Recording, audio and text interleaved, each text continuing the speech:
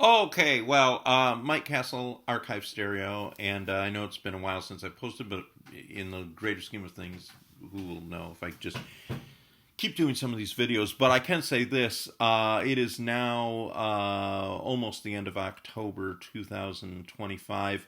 Sometime back about a month ago, maybe a little bit longer ago, I think it was maybe the end of September, I was at Paragon Sight and Sound, one of my favorite places on the face of the earth, and I was looking at these amazing speakers, the Sonus Faber Amati Supremas.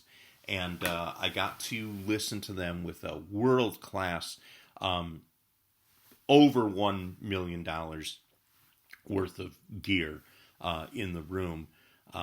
The bargain of all of it, save for one or two other items, were the speakers themselves.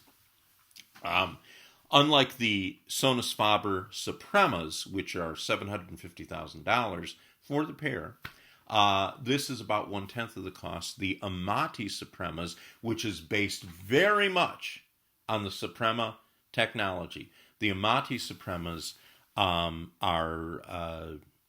$78,000 for the pair. So, I mean, and they sounded really, really, really amazing with this system. And I think though that they would sound amazing with any system. This was. I don't want you to think that this is a review. This is an impression, impression, a first look at the Amati Supremas by Sonus Faber. The new, it's part of their upper line, upper echelon, but well below the Suprema, but that borrows, not just borrows, but actually uses some of the exact same technology that you find in the $750,000 Supremas. And this is a very important thing because while you can get some of the downline advantage of the technology of the Suprema in a speaker as low and as affordable in the $6,000 to $8,000 range, I think more in the $8,000 range, the Sonus Faber Sonetto G2, um, and the fives and the threes in that series. So it's the generation two in the fives and the eights. Excuse me, the fives and the eights of that series. The Sonetto G2 fives and the Sonetto G2 eights. You get what looks a lot like, and until the evening when I was there, didn't realize this. That looks a lot like the Sonetto, or it looks a lot like the Suprema mid-range tweeter thing, which comes in a cork basket, just like that, has the same pedal style design of the mid-range, and has a tweeter. But the difference with the Amati Supremas is they're actually using the exact same cork basket, the exact same mid-range and tweeter configuration, while it's not the exact same. It is a cork basket, and it is, you know, the pedal design, but it's not the exact same. And I had learned that. I thought that they had taken that right from the Suprema, but you can see some differences between the Suprema and differences between the what's in the Sonetto series. And that makes sense because I mean you can get the Sonettos for like around $8,000, so you're not going to get $750,000 stuff in there. The other thing that's cool about the Amatis is that they kind of show off actually under like a plexiglass or a Lexan thing. The upgraded, super upgraded. And I think this is somewhat because the crossover in the Suprema is actually a standalone dedicated unit that is different, but very very high quality from what we're told, and you can just look at it. Componentry in this showcased in the enclosure, this sort of showcased look at this crossover. that is in the Amati Supremas. And the Amati Supremas are basically just two speakers. You get for $78,000. You get the pair. And by the way, I'm never going to be able to afford these speakers. I can't. I'm be lucky if I get the Sonettos at some point. So I'm not gonna be able to afford these speakers, but it is amazing to just listen to, and I mean, they're great. In one instance, blew my mind great, and I'll talk about that in a moment when I'm talking about the listening experience that I had with these. But so it's basically it's got the mid range, it's got the tweeter section, and the super tweeter section of the real Supremas, that same thing, and then it's got the configuration of the bass. Will you put a couple of details in the description. If you want to see what it is, you go to the Sonus Faber site. We'll link you to it. You can get all the details on the frequency range and all that. I'm not worried about that because the thing sounds amazing, okay?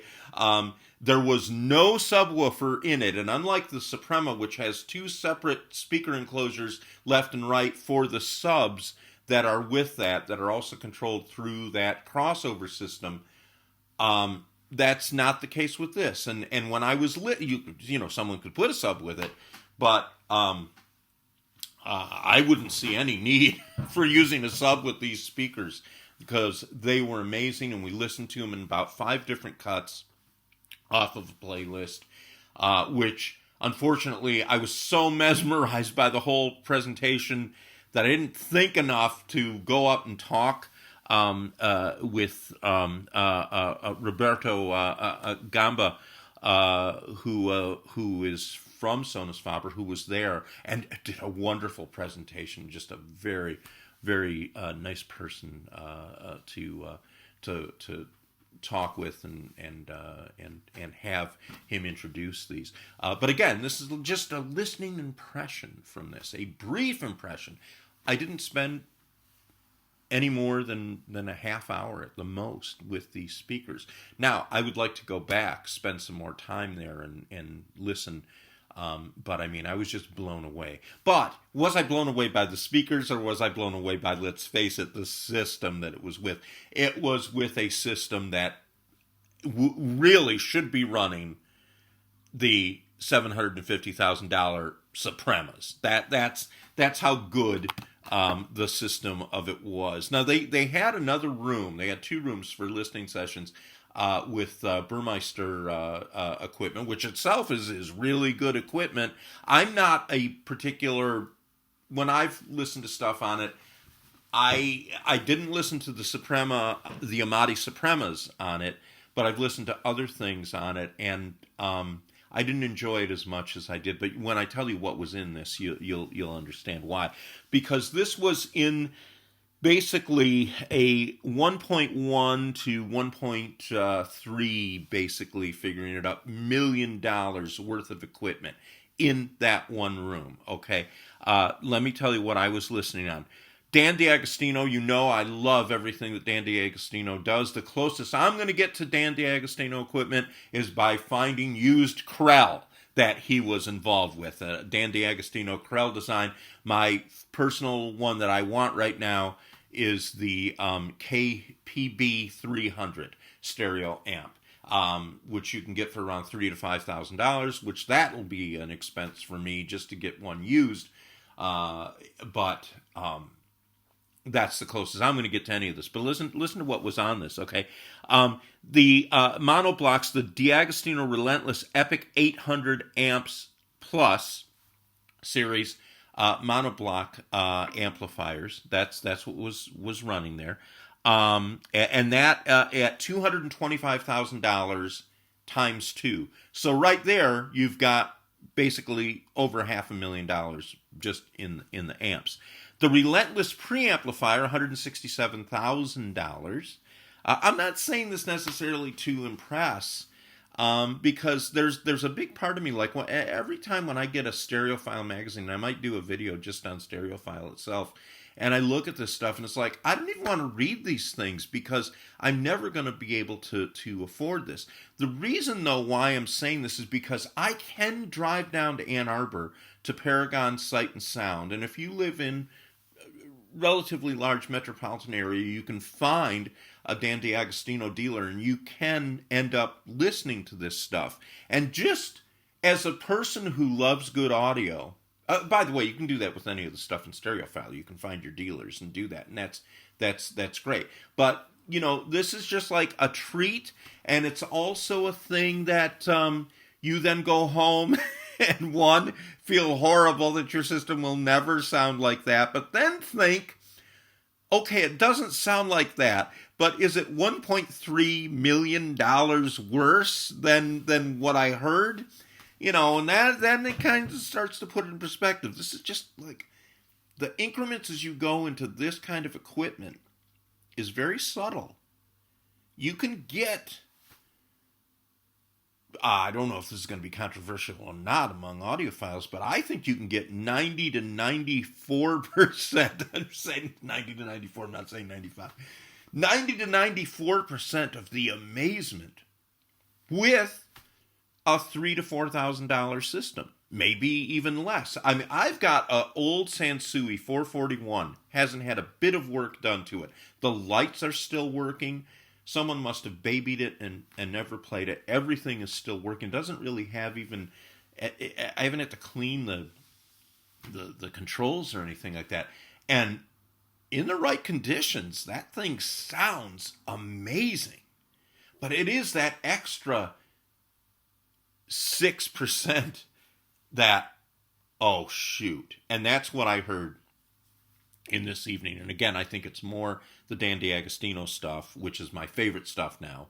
I love Macintosh, I always will, but if I won the lottery or one of those Powerball, Super Ball things, I would be buying the first thing, the Dan DiAgostino stuff that I heard there, or even the Momentum line, or I'd take the Pendulum, which, by the way, I did review, and I'm still one of the few reviews of the Pendulum out now. But anyway, okay, so we had the Relentless preamp, that's $167,000. A octave phono module for, I don't know if that went into the Relentless or is outboard of that.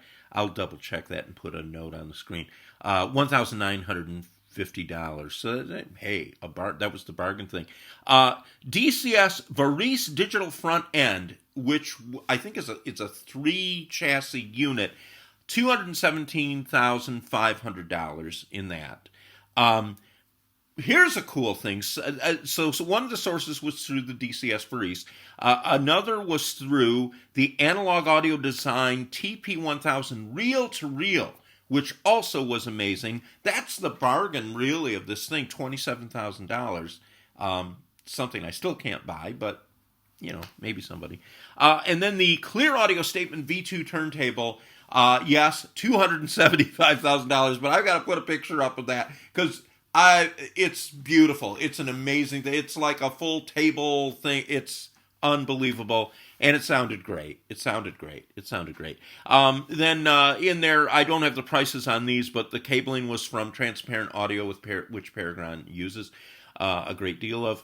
The rack was by Harmonic Resolution Systems, and there was some room treatment. I think that's just the general room treatment that's always there by Convergent Sound. So those are the things that we listen to. And this was one of the half-hour listening sessions, and I was blown away. We heard jazz, we heard R&B, we heard classical.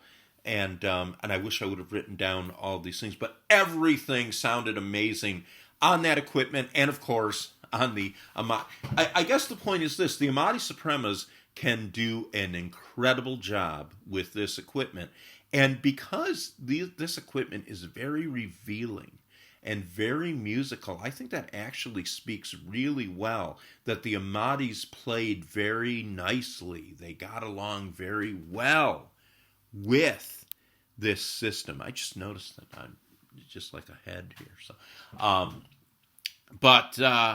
So anyway, I mean, I was just blown away. And the thing is that I walked out of there and I got a new favorite album out of this, which I'd never heard before, and I'm ashamed to admit I'd never even heard the artist before. Terry Callier, Terry Callier, Callier, and that's how new I am to him. But the album was called Timepiece, and the song that they played was Love Theme from the movie Spartacus. Now, it is not the one that was in actually Spartacus. It's his version of it. But Terry is also a guitar player. He's a wonderful guitar player. And this basically starts out with just the guitar. There's a little bit of bass in the background. And then his voice comes in. And then as you go out, I think there's a little bit more bass and a cymbal. Just kind of like a whoosh that goes in at the end. But this song is amazing, and you can stream it. I'm streaming it now. I actually went on eBay and bought the CD because I liked it so much. And then when you listen to the full CD is amazing as well. But a very great audiophile treat, and this is where it showed how good the Dan DiAgostino stuff is at the dynamics, because that song is very simple but very dynamic, very dynamic. And the plucking of the strings, when we were in that room, my daughter was there with me, we were just, later when we were talking about it, just blown away by, it was like you were in the room with Terry, the guitar, that cymbal, but I mean, there's lots of recordings where you can hear the string noise and stuff like that, but this is like something I've never heard before. His voice, all of the breaths. And I then came home and I listened to it on my humble $2,000 or so system with my old Paradigm speakers and not very fancy Paradigm speakers. And I've listened to them on other things, on Sonus Faber speakers and on some other speakers that I've auditioned. And it is $1.3 million better than mine. It is. I'm sorry. It just is, because there is something quite amazing. Actually, Martin Logan's. I've got a pair of Martin Logan's, and the Martin Logan's, along with my old Adcom GFA 555 with the upgrades by John Morris, using the Hopspring driver board. That does a really nice job. And when I asked my daughter with that, she said, yeah, that was pretty good. We later heard that same song in another system where it was Burmeister that was driving the Supremas. And I have to say that I've loved those Supremas when they were driven by Dan DiAgostino stuff. I loved them when they were driven by the really high-end Macintosh stuff. I didn't feel the same thing. And I was actually, what's amazing is I was not sitting, nor was my daughter, sitting in the sweet spot with the Suprema Amatis when we heard them through this amazing system. And it still blew us away. So much to the point that I actually, and I said this to Roberto. I said my comment to him was, I have no questions for you, but this is one of the first times, and this was sincere. This is one of the first times where after every song that was played in the audition, I felt like applauding, and I felt like applauding because it seemed so real in that system. So the Amati Supremas so the overall impression is whatever was thrown at it, the Amati Supremas could pull it off. It could do the heavier music, it could do the classical music, it could do the subtleties of Terry Callier's love theme from Spartacus, which is, again, as I highly recommend you streaming that at the very least and getting that. But it was really really nice, so I'm blown away, and of course I am blown away by that system, and I think that system makes anything sound good, but bad speakers couldn't handle some of that. No, I'm not talking about power, but detail, clarity, mostly dynamics, slam. And all of those songs, including Love Theme from Spartacus, had that in it. And to that end, that's where I have to say that these are just these impressed me so much as just amazing speakers. I will never own them. Most people will never own $78,000 speakers. But if you get a chance to find a store in your area that has that, and if they also, or if you are ever in the Ann Arbor area, go to Paragon Sound. If they have these in stock, or any speakers that they will play with the Dan D'Agostino stuff, you will really enjoy it. But that's my brief thing. The first listen. Again, not a review. I can't say very much, but just three things that came out of this. 3 takeaways from this. The first takeaway is these speakers are amazing because they can hold their own in a world-class system and have nothing to be ashamed of. And again, was I applauding? I mean, maybe it was the Sonus Faber speakers that did this. Maybe if a different speaker was on this system, maybe I wouldn't have felt this way. So that's the takeaway. The other thing is, after this and several other consequent listenings with high-end stuff, I love Dan D'Agostino stuff more than anything else out there. I am a giant fan to the extent, like I said, to get anywhere near the closeness of it. My goal is to get a Krell on the used market. So that's what I'm looking at now. And the third thing is I walked away with the Terry Callier album, Timepiece. And I have listened to that like crazy. All right, just to kind of review very quickly the Amati Supremas in brief. Phase coherent crossover system, which is directly taken from the big Supremas. 600 watt powering capacity, handling, 28 hertz to 40 kilohertz range, and we'll talk about that 40 in a second.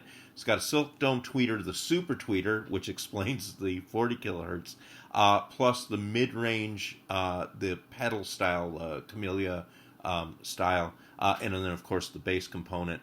Crossover points at 230 hertz, 300 hertz, 1.8 kilohertz, and 5.6 kilohertz. So that is the basics of the Amati Supremas.